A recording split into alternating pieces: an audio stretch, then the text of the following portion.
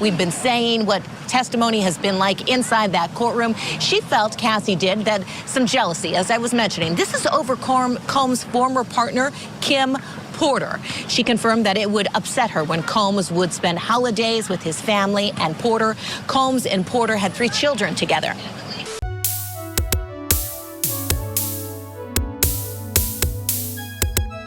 Hey, how y'all doing out there? I got some old crazy news for y'all. Diddy's kids couldn't believe that Cassie would get on the stand and say the things that she said about their mother. We all know Kim Porter gone. Cassie still got hatred in her heart. Cassie remind me of that crazy lady from Fatal Attraction. She just won't go away. The rumor is Diddy's daughters tried to follow her up in that courtroom. Security had to hold them back because I know they wanted to ask her what she meant by the things that she said about Kim Porter. Y'all gotta look at this. Sean Diddy Combs' former girlfriend, R&B singer Cassie Ventura, is facing cross-examination today in his sex trafficking trial. This is happening in federal court, so no cameras are allowed. But joining me now is our own Court TV legal correspondent Kelly Craft, who has been there in New York covering this trial. Please tell us, what is the latest happening there today?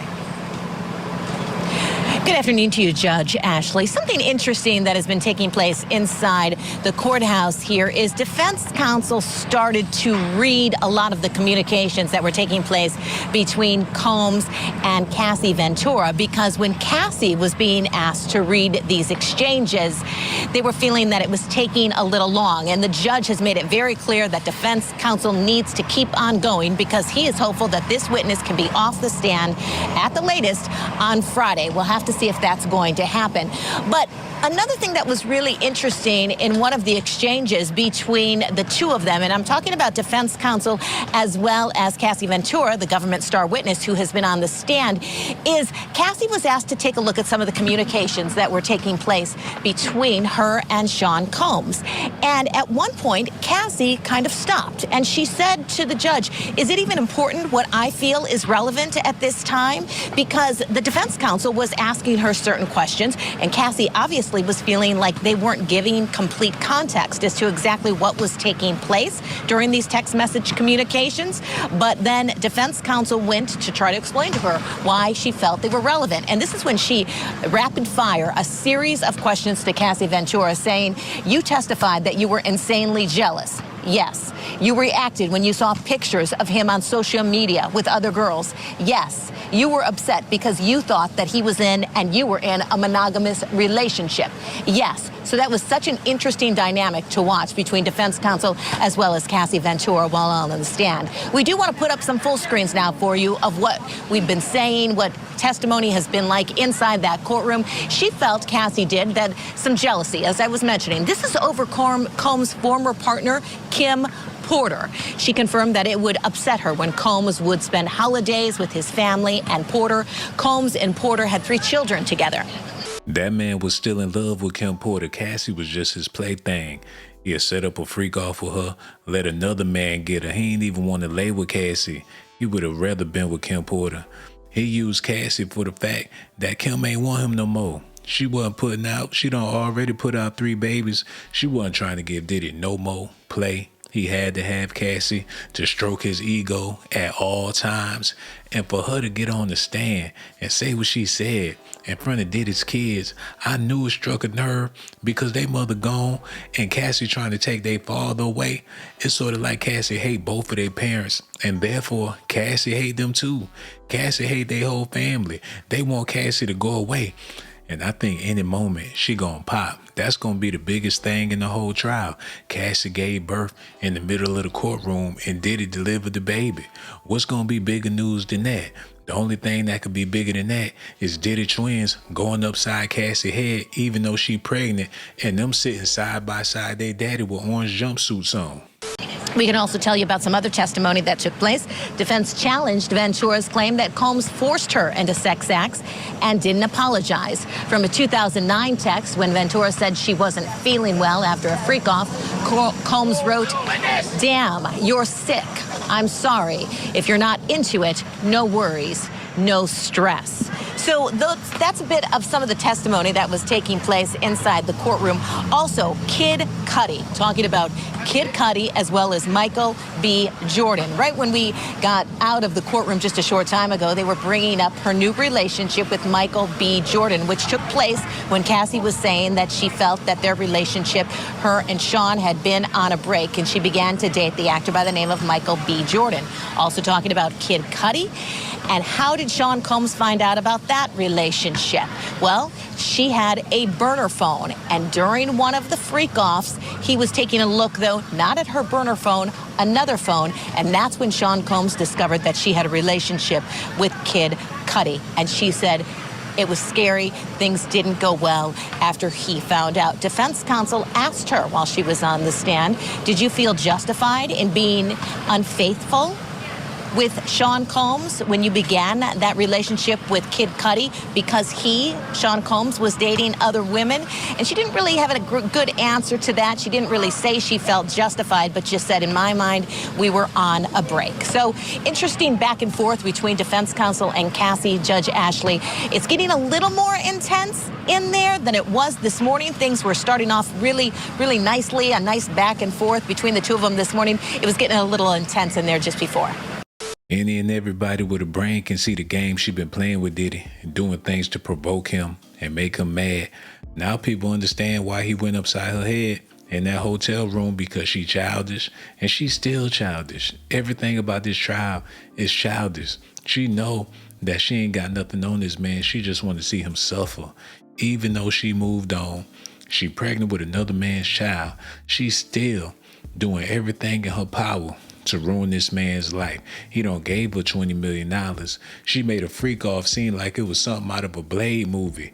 You would have thought it was blood everywhere.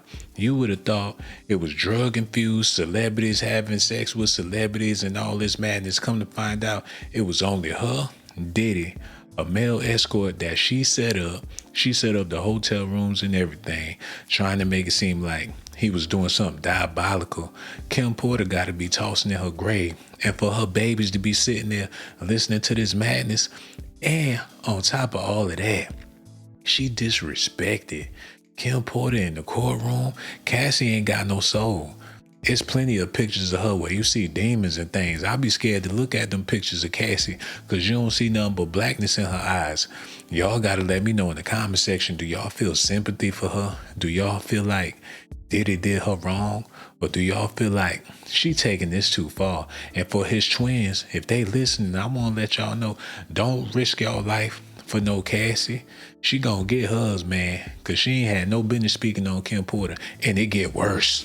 Now on our breaking coverage of Sean Diddy Combs' racketeering and sex trafficking trial in New York. Right now, the prosecution's star witness, Cassie Ventura, is back on the stand under cross-examination. And moments ago, the judge just weighed in on timing, telling the defense that they have until tomorrow's lunch break to continue questioning her, adding that anything after that would be up to his discretion. Combs' defense has been trying to challenge roughly 9 hours of direct testimony that Ventura has already given. She has told jurors that Combs allegedly abused her, and she said that over their 11-year relationship, she felt threatened at times to perform sexual acts with him.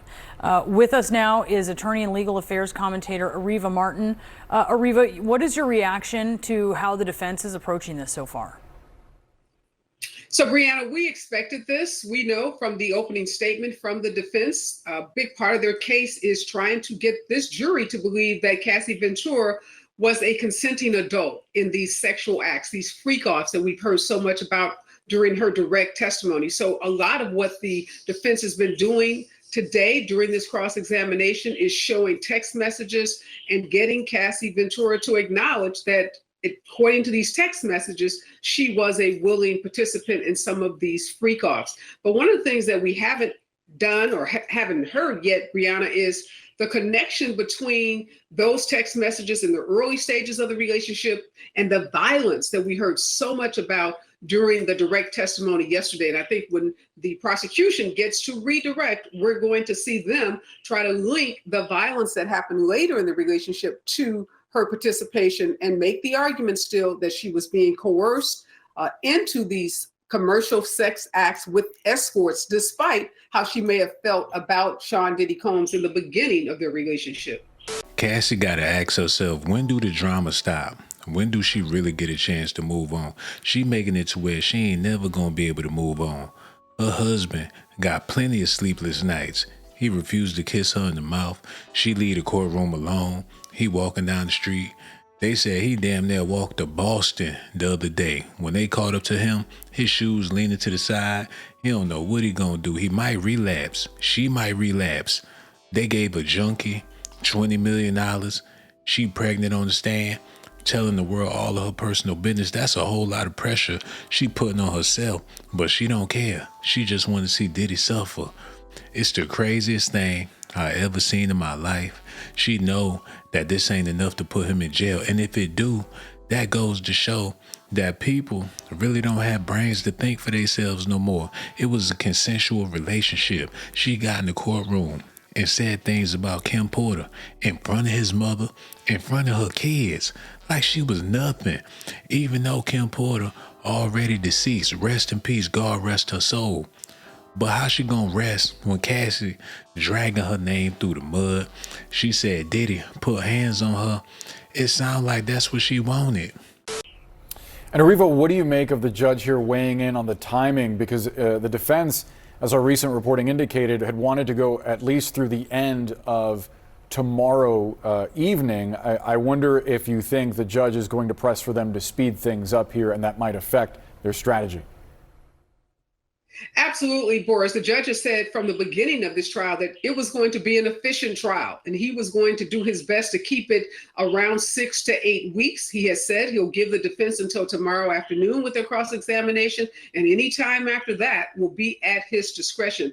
Oftentimes, these examinations, Boris, start to become repetitive, and the judge is going to assess whether tomorrow afternoon, if he believes the questioning is indeed repetitive, if he believes enough information, or if the defense has been given ample time to make their case. So it's always that balance between giving each party, each side, an opportunity to make their case, but at the same time, keeping the trial moving so that jurors, that's the big issue here, is keeping these jurors engaged. For what reason would the judge grant going beyond lunchtime tomorrow?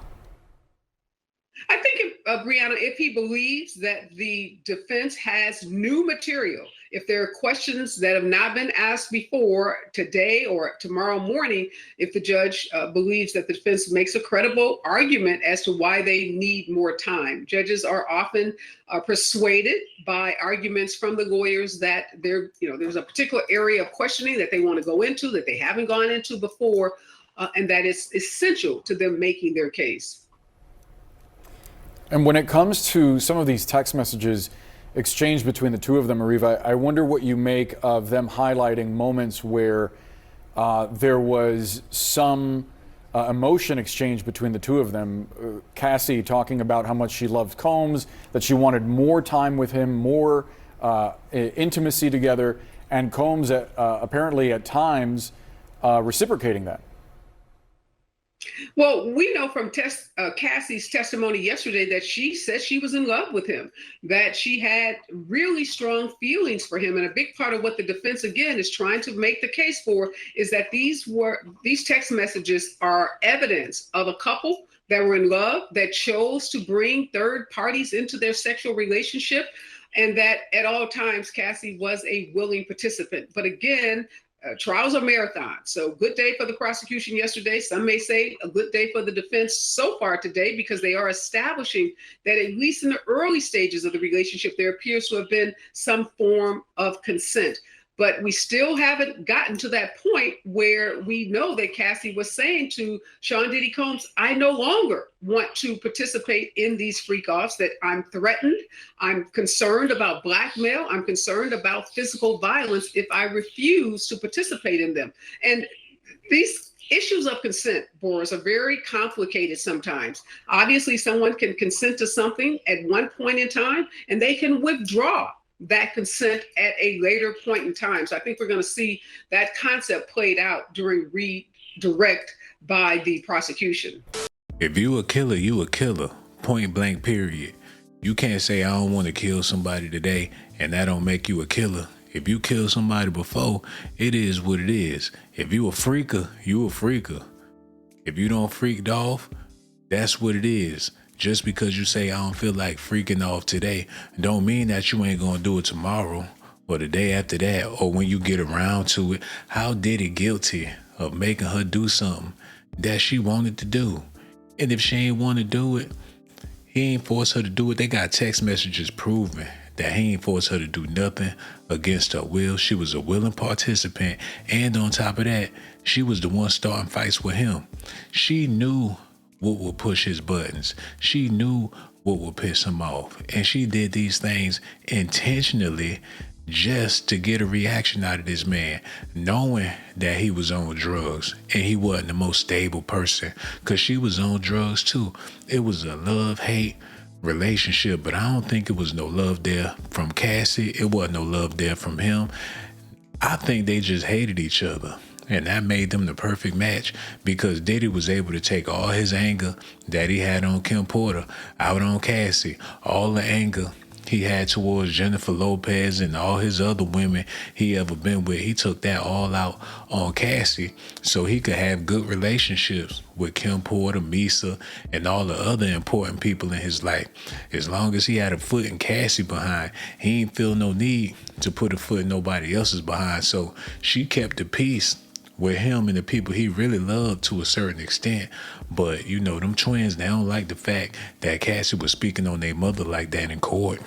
I want to get to some of the latest details that we've gotten from the courtroom, specifically some of the text messages that have been exchanged between Cassie Ventura and Combs, and specifically the defense asking Cassie Ventura about a conversation in March 2017 when Ventura told Combs to essentially stop playing the victim, saying that she loves freak-offs when we both want them. And then she was asked about that text message. She said, I would say that loving freak-offs were just words at that point. Dave, I wonder what you make of the defense going through these text messages, trying to paint a picture of cohesiveness and even agreement over these sexual encounters that the prosecution is saying were coerced. I definitely think the defense has won some points, because although the prosecution tried to take the sting out of some of this by showing that she may have texted Diddy that she liked freak-offs, but at some point this was force, fraud, or coercion, that it was against her will and she was just trying to please a man she loved, an unrequited love. But still, jurors are human beings. And when they see this, they're going to cast some doubts, have some doubts in their minds over whether this was consensual. Now, the prosecution gets a chance to rehabilitate the witness later. And that's when Cassie can say, you know, I said what I said, but you can see by my actions, by his actions, that this wasn't consensual. I mean, he beat me up. He forced me to do things against my will. Even if I was into it at the beginning just to please him, it doesn't mean that I consented the whole way through. But, you know, jurors are going to come at this from their own life experiences with freak-offs or something foreign, unique, weird. And if they think that Cassie at some point was part of it willingly, yeah, that's going to be really bad for the prosecution. If you've been injured in a car accident, don't call an attorney. Use this AI app instead. That's what I did, and it's how I got this $100,000 check in less than 30 seconds. I know it's... Richard, when she says that I love our freak-offs when we both want it, I mean, when we both want it, inherent in that is that sometimes she didn't. And I wonder what the jury might think about that. Well, I think what the defense is really trying to do right now is to establish Cassie as her own agency. In other words, all of this really leads up to them establishing she is independent. She's making her own decisions. She's communicating with Sean about the relationship. She's talking in a very independent way. So they're trying to not just establish that sometimes she actually participated willingly in this, i.e. consensually, but also that she's her own person. In other words, she could have walked away at various points and not have participated. Jurors are going to be fundamentally confronted with these two different versions, these two different character portrayals of who Cassie Ventura is, and ultimately decide what it is. The complication of the relationship is a key point for the defense. Imran, notably, there was one message, and I believe we have the graphic to show it, in which Cassie Ventura is describing to Combs going back and forth in her mind with wanting and not wanting to do it, these staged sexual encounters. She said the last time was a mistake and since has made me feel a little dirty and grimy as opposed to sexual and spontaneous. It seems like jurors could see this as her perhaps initially wanting to do something with him and eventually finding out that it was not what she signed up for, right?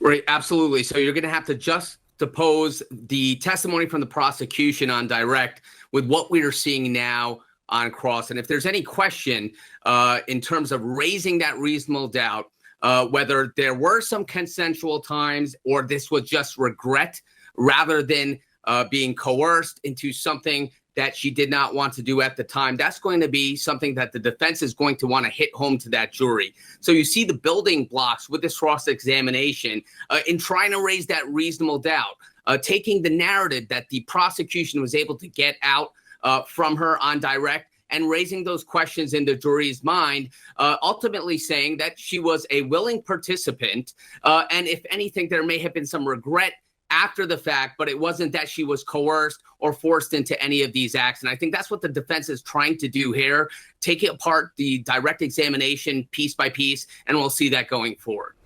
Ariva, we knew that there was a settlement, right? When Cassie Ventura filed her lawsuit very quickly, Combs settled. We only learned the amount of the settlement when Ventura revealed she'd received $20 million, which is a lot of money. That's going to folks on this jury. Maybe it's not as much money to someone like Sean Combs. It is a lot of money objectively to people on this jury. How is the defense going to use that? Well, a part of what the defense is saying is that she stuck around for the money and that she enjoyed the perks and benefits of being his girlfriend and being in a relationship with him, and that she has profited from this story that she's telling to the jury. But I think jurors are smart enough to appreciate the difference in a civil lawsuit. And some people will feel like the violence that she was subjected to, the $20 million, was not nearly enough. There are people who are shocked at how little $20 million is when you think about the amount of wealth that he has and the violence that she endured in this relationship. And this whole notion, Brianna, of consent, I think, separate that from the violence. If this were a case where you had the text messages and the love, comments that she's making in these text messages, and you didn't have the threats of blackmail, and you didn't have the actual physical violence that the jury now knows about, then I think perhaps this notion of consent makes more sense. But when you pair the violence with the comments, I don't think it's going to be lost on this jury that, yes, at some point, the early stages of this relationship, maybe the honeymoon stages, she may have been willing to participate in these freak-offs to satisfy him because she loved him. But later on, as the relationship goes on, it's very clear that something changes, and the level of violence and the level of threats clearly indicate force, clearly indicate coercion. So the jurors are going to have to grapple with, what do you do with this violence that they've heard about and seen with their very eyes in these videos? Y'all gonna have to let me know how y'all feel about this in the comment section. Even though Cassie letting it be known that it was consensual and she was willing to do everything that he wanted to do, not only because he wanted to do it, but because she wanted to do it too. The people in the news, they still got to spin the narrative that Diddy was guilty because that's how they pay their bills. These people don't bought brand new cars, houses. They got mouths to feed and things. So, they want this trial to go the way they want it to go for their own benefit. They don't care about Diddy. News is news. Him being guilty is a whole lot more paper than him being found innocent. So you just never know how this gonna go. It's a greedy world. I don't know how I feel about it. Y'all let me know how y'all feel about it. And as far as Diddy twins wanting to get at Cassie, I don't blame them not one bit. You can't be speaking about somebody's mama and they no longer here. Y'all got to let me know what y'all think about this in the comment section. I got so much love for y'all. And one more thing before I go. Subscribe to my channel if that's what you want.